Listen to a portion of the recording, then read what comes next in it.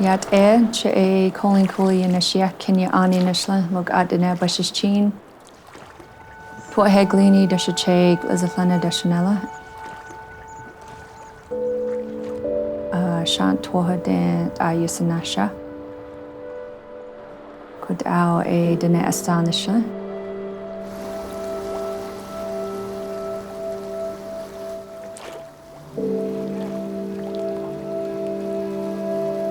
When I first started as a guide, as far as I know, I was one of the only female Navajo river guides back in 2010. I think it's important as a Dene river guide to tell our story and our perspective and how we connect to this place. We have that innate connection to our environment.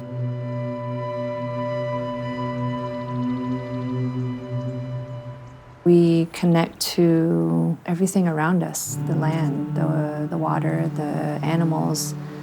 We see them as our relatives. We see them as living beings, that they're sacred, that they can teach us a lot of things.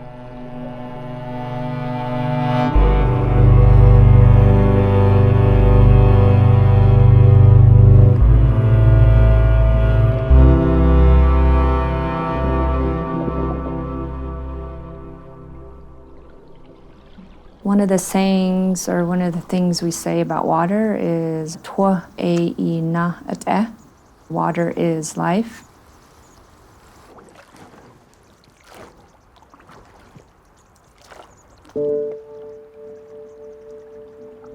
Some of the challenges we face with water on Navajo Nation is that we really don't have easy access to it due to climate change or over-extraction of water from some of the energy companies that have come through to mine coal, mine uranium.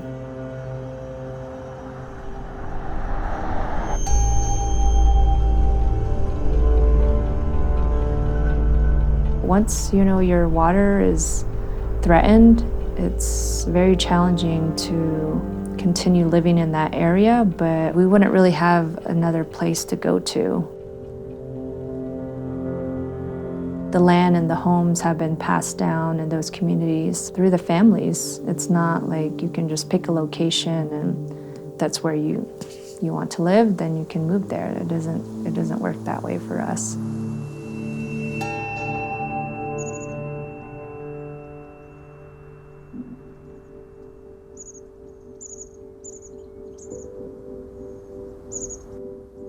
Being back on the Navajo Nation, it's home and where I was raised.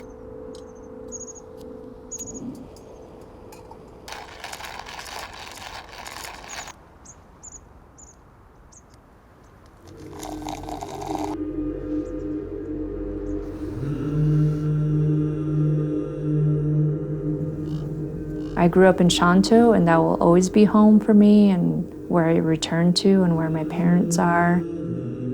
Some people can describe it as kind of a harsh desert environment, but to me, it's a beautiful landscape, and that's where I want to live in the future.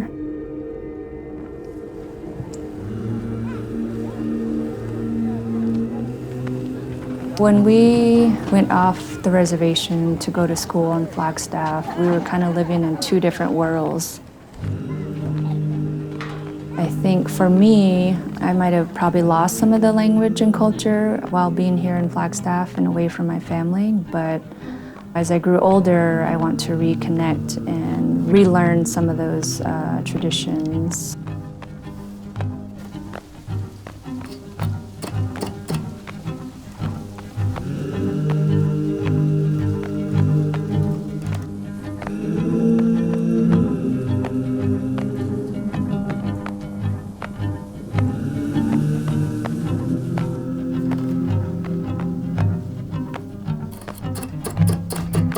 My family, like many others on the Navajo Nation, did not have electricity or running water, which means that we had to travel 10 miles plus to haul water. I think that really taught my siblings and I to appreciate the value of water.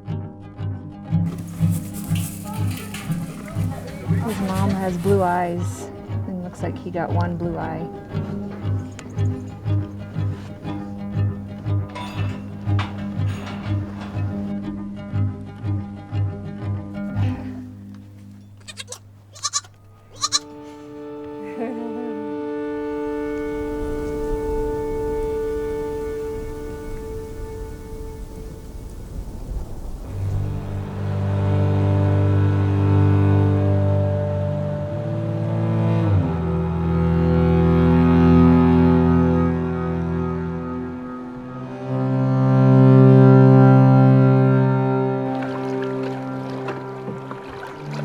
Most people don't know where their water comes from.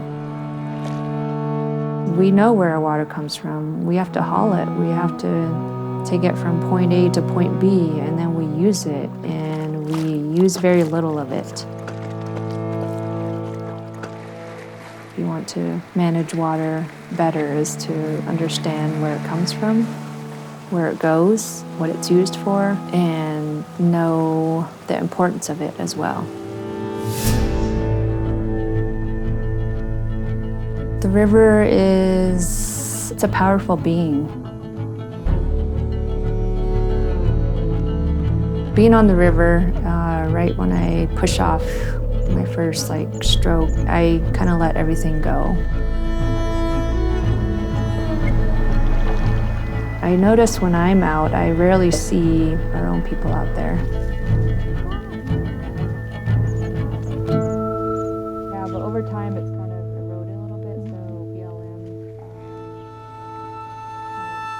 It's not just our people, it's the Hopi, the Ute tribes, the Zuni. There's a lot of different tribes that went through that area and lived in that area as well.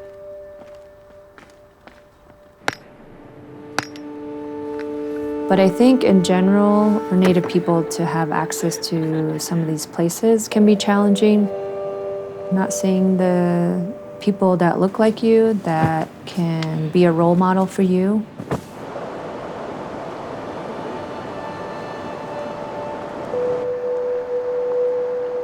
I want to share and be that role model for other guides, especially our own people.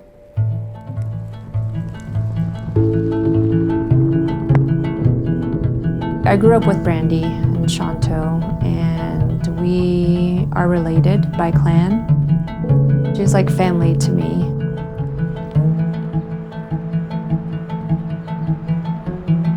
I know she's interested in learning more about being a guide on the river. Hopefully I can be that example and share what I know.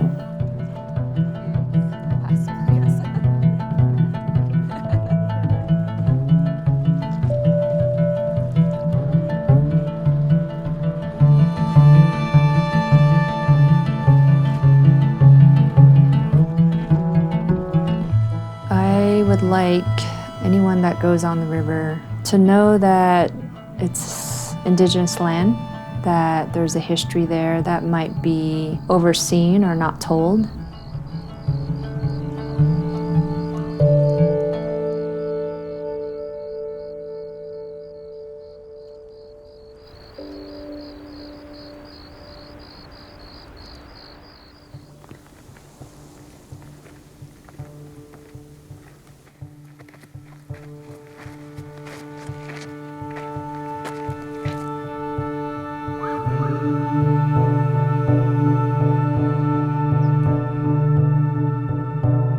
Before Park Service, before BLM, before Forest Service, before any of the boundaries, including the Navajo Nation, all of it was Indigenous land. It's not just a playground.